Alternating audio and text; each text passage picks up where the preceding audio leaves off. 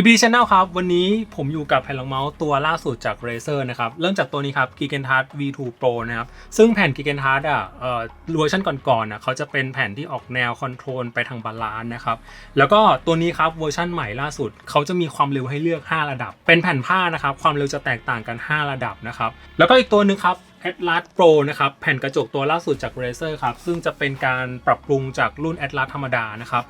ผมได้ลองใช้เกือบทุกตัวแล้วคลิปวันนี้ผมจะเล่าให้ฟังเกี่ยวกับความสามารถของแต่ละตัวและจะช่วยเพื่อนๆเลือกนะครับว่าถ้าเกิดเราสนใจแผ่นรองเมาส์ของ Razer ควรจะเลือกตัวไหนดีแล้วก็ตัวไหนมันเหมาะกับเกมอะไรยังไงคลิปวันนี้ผมจะเล่าให้ฟังครับ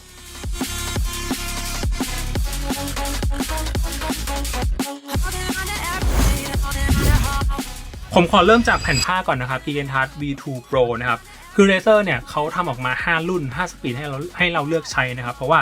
แต่ละคนเนี่ยก็มีพฤติกรรมการเล่นที่แตกต่างกันเกมเล่นแตกต่างกันมันก็ใช้งานเมาส์แตกต่างกันอยู่แล้วนะครับซึ่ง5สปีดเนี่ยผมจะไม่มีเวอร์ชัน Max Speed นะครับเวอร์ชันที่เร็วที่สุดเพราะว่าทาง Razer เนี่ยเท่าที่ผมเช็คในช็อปของแอปส้มเนี่ยก็ไม่มีรุ่นนี้ขายเหมือนกันนะครับเพราะฉะนั้นผมจะรีวิวได้แค่4ตัวนะครับ4รุ่นก็คือ Max Control รุ่นบาลานซ์แล้วก็รุ่น Speed นะครับขวาล่างจะเป็นโลโก้ของ Razer นะครับโลโก้ค่อนข้างใหญ่เหมือนกันนะครับแล้วก็ทั้ง5ความเร็วไซส์เท่ากันนะครับคือ500คูณ480มิลซึ่งถือว่าเป็นแผ่นที่ค่อนข้างใหญ่นะครับอันนี้เขาก็บอกว่ามันก็สำหรับคนที่ต้องการพื้นที่ในการใช้งานเยอะๆแต่ส่วนตัวแล้วรู้สึกว่ามันอาจจะใหญ่ไปนิดนึงนะทั้ง5รุ่นนะครับ Trail E Foam คือ Glide Core Foam นะครับจะเหมือนกันนะครับแต่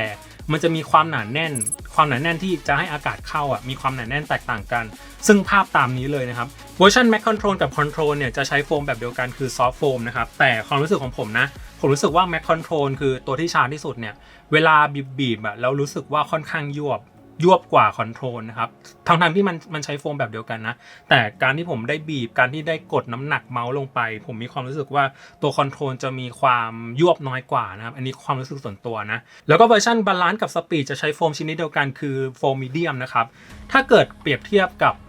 คำเรียกของโฟมชนิดอื่นๆมันก็คือระดับซอมนะครับตัวนี้เป็นระดับซอมนะครับแล้วก็เวอร์ชัน Max Speed ใช้โฟมที่เขาเรียกว่า Hard Foam อันนี้ผมก็ไม่เคยจับเหมือนกันแต่จากภาพมันก็คือเป็นโฟมชนิดหนึ่งที่มีความหนาแน่นมากๆแล้วก็ผมอยากให้เพื่อนๆดูขอบเพื่อนๆเห็นไหมเส้นมันเล็กมากนะครับแล้วก็เส้นได้มีการทอที่ค่อนข้างแน่นแล้วก็อยู่ต่ำกว่าระดับแผ่นรองเมาส์นะครับเพราะฉะนั้นตัวขอบจะไม่ส่งผลต่อการใช้งานอะไรเลยนะอีกหนึ่งไฮไลท์คือพื้นยางด้านล่างนะครับยางด้านล่างตัวนี้เขาบอกว่า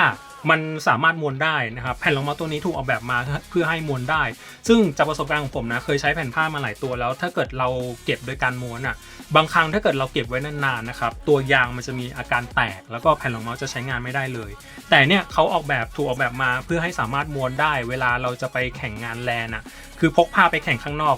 เราก็ต้องม้วนแผ่นรองเมาส์ใช่ไหมครับอันเนี้ยเวลาม้วนนานๆนะครับมันจะตัวยางจะไม่แตกอันนี้เป็นข้อดีมันก็จะมีความคงทนมากขึ้นอะไรประมาณเนี้ยแล้วก็ข้อมูลที่ทาง Razer บอกนะครับเขาบอกว่าแผ่นรองเมาส์ตัวนี้ถูกออกแบบมาเพื่อ optical sensor อันนี้ผมก็ไม่เข้าใจเหมือนกัน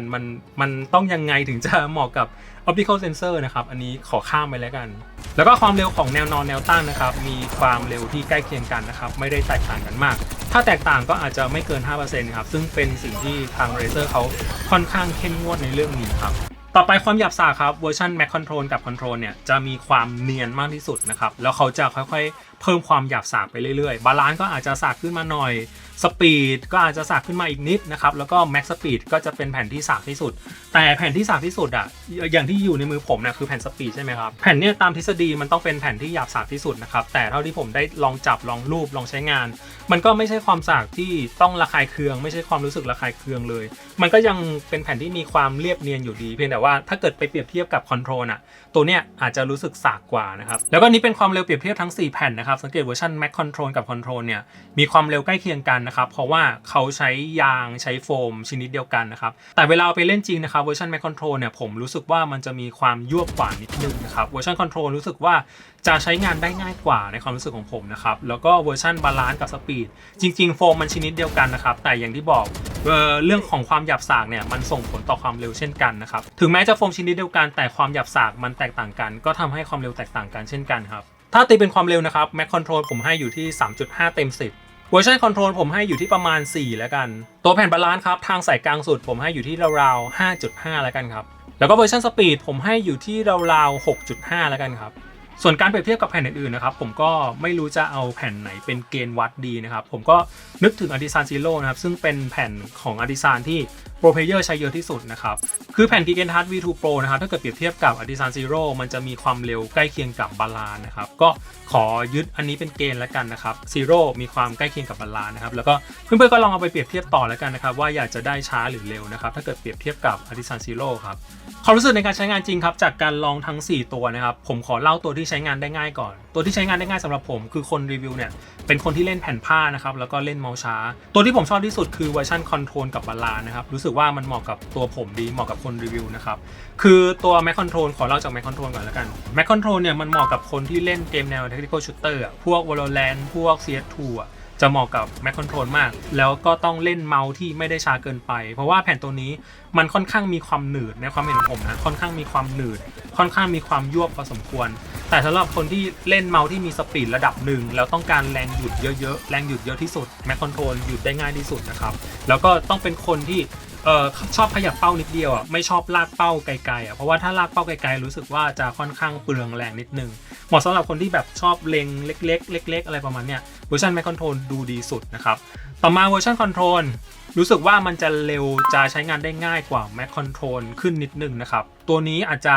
ไม่ค่อยยวบเท่าไหร่แล้วก็ควบคุมเป้าได้ง่ายนะครับแรงหยุดก็มีพอสมควรก็น่าจะเหมาะกับคนที่เล่นเกมแนว Tactical Shooter เช่นกันนะครับพวก CS2 Valorant แต่แอบรู้สึกว่าใช้งานได้ง่ายกว่า Mac Control นะส่วนแผ่นบาลานซ์ตามชื่อเลยมันเป็นแผ่นทางสายกลางนะครับถ้าใครไม่รู้จะเลือกตัวไหนผมคิดว่าเลือกบาลานซ์เหมาะแน่นอนแล้วก็เป็นแผ่นที่ใช้งานค่อนข้างง่ายตัวโฟมไม่ยวบจนเกินไปแผ่นไม่ช้าแล้วก็ไม่เร็วจนเกินไปเหมาะสำหรับทุกๆเกมครับใช้งานค่อนข้างง่ายสำหรับตัวบาลานซ์ตัวนี้ครับสำหรับใครที่ไม่รู้จะเลือกตัวไหนดีเริ่มที่บาลานซ์ง่ายสุดส่วนแผ่นสปีดเอาจริงๆนะเป็นแผ่นที่ผมชอบเกือบจะเท่าบาลานซ์ด้วยซ้ำเพราะว่ามันเป็นสปีดที่ใช้งานค่อนข้างง่ายหลายๆคนได้ยินคำว่าสปีดอาจจะนึกว่ามันเป็นแผ่นที่เร็วหรือเปล่าใช้งานยากหรือเปล่าแต่ผมยืนยันเลย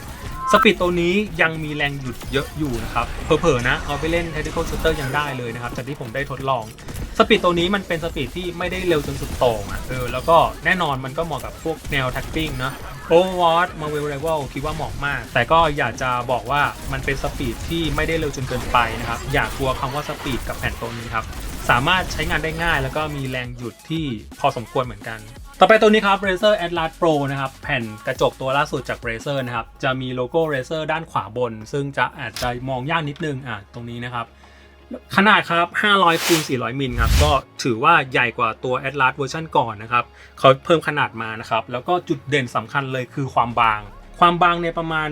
1.9 มิลครับเป็นแผ่นที่โคตรบางนะครับเห็นบางๆอย่างนี้แต่ก็ยังมีความแข็งแรงพอสมควรนะครับแข็งแรงมากๆนะครับแล้วก็พื้นผิวเนี่ยเขาน่าจะมีการเคลือบมานะครับพวกกันรอยต่างๆนะครับเดี๋ยวไปดูผมลองเอาคัตเตอร์กรีดครับทดลองกรีดคัตเตอร์กับ Atlas Pro นะครับอันนี้แหลมๆเลยนะ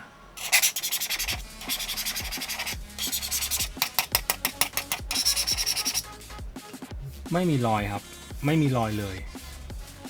ผมอยากให้เพื่อนๆดูตรงขอบนะครับเนื่องจากเป็นแผ่นที่บางมากนะครับตัวขอบก็บางไปด้วยนะครับไม่ระคายเคืองเวลาเอาแขนเสียดสีเลยนะครับแล้วก็ด้านล่างนะครับเป็นยางที่มีความหนึบพอสมควรนะครับอันนี้เป็นมาตรฐานและตามข้อมูลเนี่ยพื้นผิวตัวนี้จะมีความเนียนกว่ารุ่นก่อนนะครับจะมีความสมูทมีความเรียบเนียนกว่ารุ่นก่อนนะครับความเร็วแกน x แกน y มีความใกล้เคียงกันนะครับแล้วก็ผมขอเปรียบเทียบกับแผ่นของ Evergear แล้วก็แผ่นของ DK ครับความเร็วประมาณนี้เลย Atlas Pro ตัวนี้ถ้าตีเป็นความเร็วนะครับผมให้อยู่ที่ราวๆ 8.5 เต็ม 10แล้วกันคือเป็นแผ่นกระจกสายสปีดแต่ยังสามารถหยุดเมาส์ได้ง่ายอยู่ใช้งานได้ง่ายอยู่นะครับเอาจริงๆตัวเนี้ยผมเอาไปเล่น Tactical Shooter ไปเล่น Valorant มามันเอาอยู่ยังถือว่ารอดนะครับเพราะฉะนั้นมันไม่ใช่ความเร็วที่ควบคุมไม่อยู่ไม่ใช่ความเร็วที่ลื่นเกินไปนะครับแผ่นสปีดตัวนี้เป็นสปีดที่ควบคุมอยู่เลยกันพูดงี้ดีกว่าประมาณ 8.5 เต็ม 10นะครับคำถามที่ผมเคยเจอมานะครับถ้าเกิดมือมีเหงื่อหรือว่าแขนเหงื่อออกเนี่ยมาเล่นตัวนี้ต้องใส่ปลอกแขนไหมผมบอกเลยว่าไม่ต้องใส่ตอนเนี้ยแขนของผมค่อนข้างชื้นนะครับเวลาเอามาเสียดสีรู้สึกว่ามันไม่ได้หนืดไม่ได้เหนียวผมไม่แน่ใจว่าเขาเคลือบอะไรแต่มันเป็นสารเคลือบที่ดีมากไม่รู้สึกว่าแขนมันหนืดเท่าไหร่นะครับอันนี้ไม่จำเป็นต้องใส่ปลอกแขนเล่นนะครับคอนเฟิร์มแล้วก็อีกหนึ่งจุดเด่นของความแบนของเขานะครับคือเวลาเราวางไว้บนโต๊ะมันจะเหมือนเป็นส่วนหนึ่งของโต๊ะเลยคือเวลาแผ่นหนาๆเวลาเราใช้งานเมาส์แขนเรามันอาจจะต้องยกขึ้นนิดนึงใช่ไหมแต่เนี่ยมันจะเรียบเนียนไปกับโต๊ะเลยอันนี้เป็นข้อดีของความแบนนะครับ ข้อสังเกตผมคิดว่าเป็นเรื่องของราคาแผ่นตัวเนี้ยถ้าเกิดเราไม่ได้ใช้โค้ดอะราคาก็ค่อนข้างแรงเหมือนกันนะครับแต่ก็นั่นแหละสาวกเลเซอร์ครับคิดว่าก็อาจจะต้องมีติดบ้านไว้นะครับเพราะว่าผมคิดว่ามันเป็นการกลบจุดอ่อนจากรุ่นก่อนจากแอตลาสตัวที่แล้วนะครับตัวนี้แก้ไขจุดอ่อนครบทุกด้านเลยแล้วก็เป็นแผ่นสปีดที่ใช้งานง่ายพูดแค่นี้ดีกว่าก็ผมทิ้งช่องทางการซื้อทุกตัวไว้ใต้คลิปนี้แล้วนะครับลองเลือกเอาตามเกมที่เราเล่นตามความเร็วที่เราชอบนะครับแต่ Gigatas V2 Pro นะครับตัวที่ใช้งานได้ง่ายนะครับจะเป็นเวอร์ชันคอนโทรลกับบาลานซ์นะครับบาลานซ์เนี่ยมันจะเป็นทางสายกลางเลยถ้าใครไม่รู้จะเลือกตัวไหนผมคิดว่าเริ่มจากบาลานซ์ก่อนก็ได้แล้วก็สปีดตัวนี้เอาจริงๆผมชอบนะคือมันเป็นสปีดเป็นความเร็วที่คุมอยู่อ่ะคือมันเป็นธรรมชาติของแผ่นผ้าอยู่แล้วนะครับถ้าเกิดเราอยากจะได้ลื่นหัวแตกก็ไปเอาแผ่นกระจกดีกว่าแล้วก็ Atlas Pro เนี่ยด้วยราคาเนี่ยก็อาจจะเป็นแผ่นกระจกตัวจบได้เหมือนกันนะครับแล้วก็มันเป็นกระจกสาย performance สามารถนำไปใช้งานได้จริงสามารถนำไปเล่นแข่งขันได้จริงๆนะครับก็ฝากไว้นะครับสำหรับแผ่นรองเมาส์ทั้งหมดของ Razer นะครับใครชอบแบบไหนก็ลองไปเลือกแบบนั้นดูแล้วกันนะครับก็ประมาณนี้สำหรับ PPT Channel ใครสงสัยเรื่องไหนถามไว้ได้นะครับผมได้ลองใช้เกือบทุกตัวแล้วคิดว่าน่าจะช่วยเพื่อนๆเลือกได้นะครับใครอยากให้ผมเลือกพิมพ์ไว้ใต้คลิปนี้ได้เลยครับ